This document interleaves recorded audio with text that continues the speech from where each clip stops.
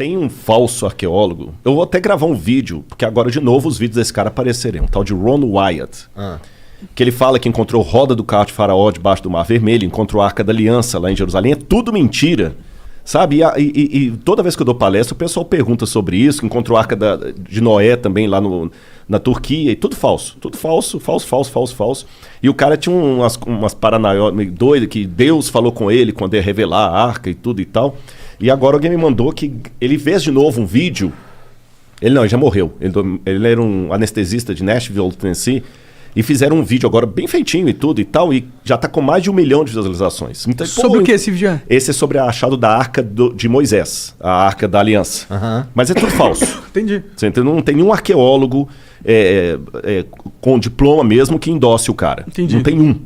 Bom, então, isso aí tudo é falso. Esquece esse negócio de roda de carro. Eu tive no Eiba, no lugar lá. Eu sei que é tudo falso, os lugares que ele fala. Lá em Nueiba tem uma coluna levantada lá que ele fala que foi Salomão que ergueu para marcar o lugar da travessia. Aquela coluna é romana, gente. Não tem nada a ver. Então o cara é todo furado. Entendi. Todo furado. Mas quais são os indícios de que Israel saiu do Egito? Em primeiro lugar, lembra aquilo que eu falei. A história passada é uma história fragmentária. Eu até dei o exemplo aqui. Como se fosse um quebra-cabeças de 10 mil peças. Faltou no monte, faltou na maioria. Então, assim, não é só história, arqueologia bíblica, não. Isso vale para a arqueologia da Grécia, arqueologia de Roma. A biblioteca de Roma se incendiou nos anos 60, não 1960, na época de Nero.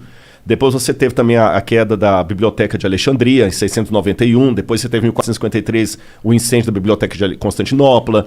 Muita coisa se perdeu. Então a gente tem um monte de fragmento que a gente completa com coisas que fazem sentido. Fazem sentido. E bingo, é isso aí, Igor. Então algumas coisas que fazem sentido. Em primeiro lugar, eu desloco o êxodo da época de Ramsés e coloco na época de Tutmosis, na 18ª dinastia. Eu sei que o desenho da Disney... aliás, foi até uma crítica que eu fiz na Record lá e eles aceitaram que na novela Os 10 Mandamentos o faraó era o Ramsés. Eu falei, tá errado. Cronologicamente falando, o faraó tem que ser alguém da 18ª dinastia. Então é lá que eu tenho que buscar as evidências do êxodo. E quando eu vou na 18ª dinastia, eu encontro um monte de coisa. Em primeiro lugar, você tem uma rainha, filha do faraó, chamada Hatshepsut. E nessa época que ela estava ali, o pai dela era Tutmosis II. Tá bom? Tutmosis II. Eles tinham muitos escravos asiáticos, porque os egípcios tinham expulsado do país os Ixos, que eram semitas, e os outros semitas que ficaram, eles escravizaram. Então nós temos muitas coisas da parede lá, deles punindo os egípcios, os egípcios não, os asiáticos, que podem ser os hebreus. E a Hatshepsut, quando ela queria ter um filho dela no poder, no trono, mas ela nunca teve. Então tudo indica que ela adotou uma criança. E a Hatshepsut, ela até se proclamou faraó para não deixar que o filho do marido com a amante assumisse o poder. Quando esse filho do marido assumiu o poder, que para mim é o Tutmosis III e é o faraó do Êxodo, ele assume, a primeira coisa que ele faz é escravizar os asiáticos. Você tem paredes lá mostrando assim, façam mais tijolos, igual a Bíblia apresenta e tudo mais. Aí, curioso, que quando você vai na tumba dele, você descobre algumas coisas curiosas. Daqui a pouco eu vou lembrar o ano que a tumba foi descoberta. Ela tem na parede o Amduat, que é a oração que o egípcio faz para as passagens da alma no mundo dos mortos, no barco solar, até Osíris e voltar. Na 12ª oração da Amduat, tem uma oração de Tutmosis assim, que aqueles que morreram com ele na grande inundação e não tiveram oportunidade de ser mumificados, que tenham o seu corpo preservado. Porque eles morreram na grande inundação por seguirem a sua carne. Estranho, né? Não tem inundação no Egito, não chove. Não chove, só chove lá em Alexandria, mas aqui embaixo não chove. Que inundação é essa? Uma inundação que matou o exército de Faraó e está registrado isso lá. Outra coisa curiosa é que quando descobriram Loré, que descobriu a tumba dele, quando abriram, o sujeito que está mumificado ali não pode ser o Tutmosis, porque ele morreu com 60 e poucos anos, e o sujeito que está ali tem 20 e poucos anos. Alguém foi colocado no sarcófago no lugar dele. Entendi. Dá a entender que a múmia dele morreu talvez naquela afogamento que tem ali. Uau! Não pode ser o Êxodo? Aí você tem o papiro de Pulver.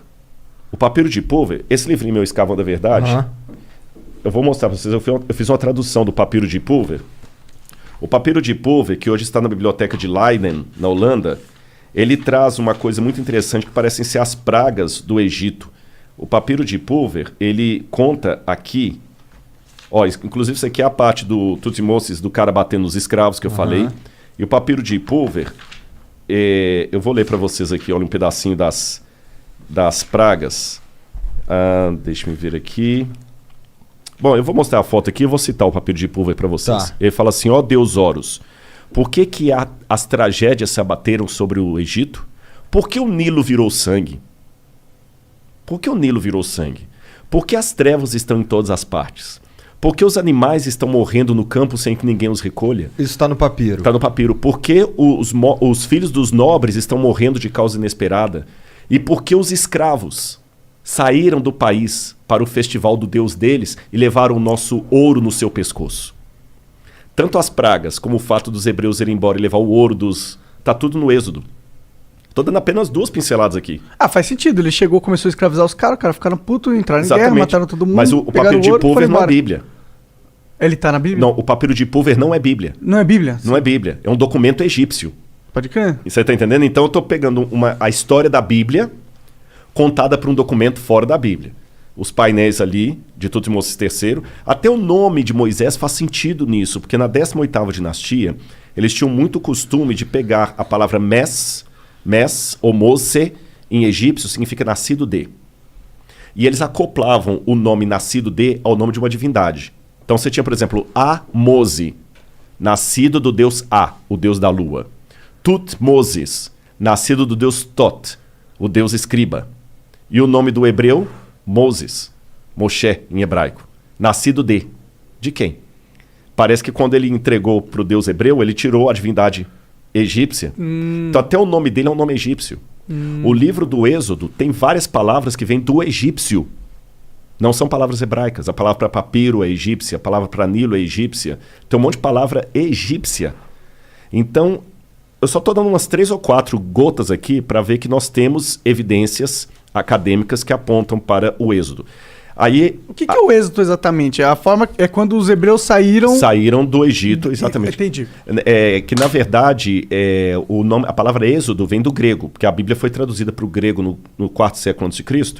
Então, Exodos, Rodós é caminho, rodoviária, roda, rodovia. Ex, saído de. Ex-Rodós, Exodus, caminho afora. Aí acabaram dando nomes gregos para os livros da Bíblia. Por isso que veio o nome Êxodo. Agora aqui eu quero apresentar para quem está nos ouvindo uma diferença. Pode ser que alguém tenha um professor de história e fale assim, esse Rodrigo está louco. Ele está louco. Mas só que tem uma diferença. Eu tenho muitos nomes da academia que concordam com o que eu estou falando. Da historicidade. Por que ele ia achar que você está louco? Eles são necessariamente crente? São. Muitos. Por que eu estou colocando isso? Por que o Ron Wyatt não merece o mesmo... Porque você não tem nenhum acadêmico com doutorado, que dá aula, que faz pesquisa, que fala o Ron Wyatt está correto. Mas você tem muitos acadêmicos que falam que o que eu estou falando está correto. Está cheio de nota de rodapé. Eles produziram coisas que a ciência acredita e que comprovam certas teses. Ou comprovam, ou que ajudam, evidenciam. Exatamente. Então, assim, eu tenho muitas notas de rodapé nos livros que eu uso. Sim. Você está entendendo? Na Universidade Hebraica, professores, trabalhos sérios. A Universidade Hebraica, onde eu fiz o curso lá, desse tamanhozinho, saíram vários prêmios Nobel dali. Agora, o que eu estou colocando aqui para vocês é o seguinte.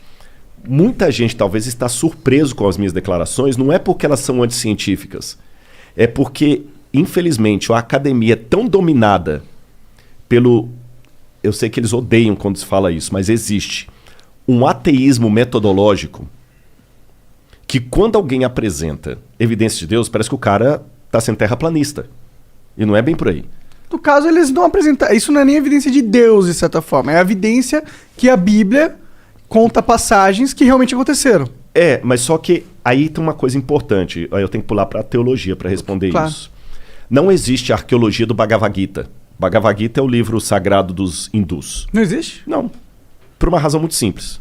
Eu dei o exemplo do Bhagavad Gita, mas eu podia falar do livro dos Vedas, eu podia falar do Tao Te Ching, do taoísmo, do Zen da Avesta, do zoroastrismo, podia falar até do Alcorão. Esses livros, de uma maneira geral, eles não se preocupam com a historicidade do fato. O Bhagavad Gita, por exemplo, ele conta a história de Arjuna e Krishna numa batalha. Só que se você chegar para um hindu e falar o seguinte, mas e se o Krishna for uma lenda? Não muda nada a minha vida. Só que a Bíblia, ela tem uma audácia. Perdão, uma audácia literária diferente. A Bíblia coloca tudo ou nada. Quando você lê os autores bíblicos, fala o seguinte, se o que a gente falou é mentira, então esquece. Mas se o que a gente falou existiu de verdade, então a teologia também é verdadeira. A teologia bíblica, diferente da teologia desses livros que eu falei, ela precisa da história para se fundamentar. É como se o Deus da Bíblia falasse assim, olha, a prova que eu dou de que o que eu estou falando existe é que a história que eu estou contando nesse livro aconteceu e ela registra os meus atos na história do povo de Israel. Entendeu? Então, quando eu descubro que realmente houve um êxodo, então, peraí, então o livro ele é historicamente válido. Se ele é historicamente válido, a teologia que se assenta nessa história também o será. Não tem um pulo aí? Porque, tipo, se a gente comprova que uma parte do livro tá certo, a gente não necessariamente consegue extrapolar que ele inteiro tá certo. Uhum. Tipo, eu posso escrever agora um livro pra você, colocar, sei lá, hoje fez frio não sei que dia é hoje, mas hoje fez frio pra caralho. E aí numa página seguinte fala, ontem... E a página tava falsa. Hã? Uma página tá verdadeira, outra tá falsa. Exato, eu posso fazer isso. Então, tipo, ok, a gente conseguiu descobrir que tem uma parte da Bíblia que realmente aconteceu, tá lá. Mas isso não prova realmente que tudo que aconteceu, que tudo que tá na Bíblia aconteceu exatamente como tá na Bíblia. Não, isso concordo. Do ponto de vista histórico, nem da Bíblia, nem para nenhum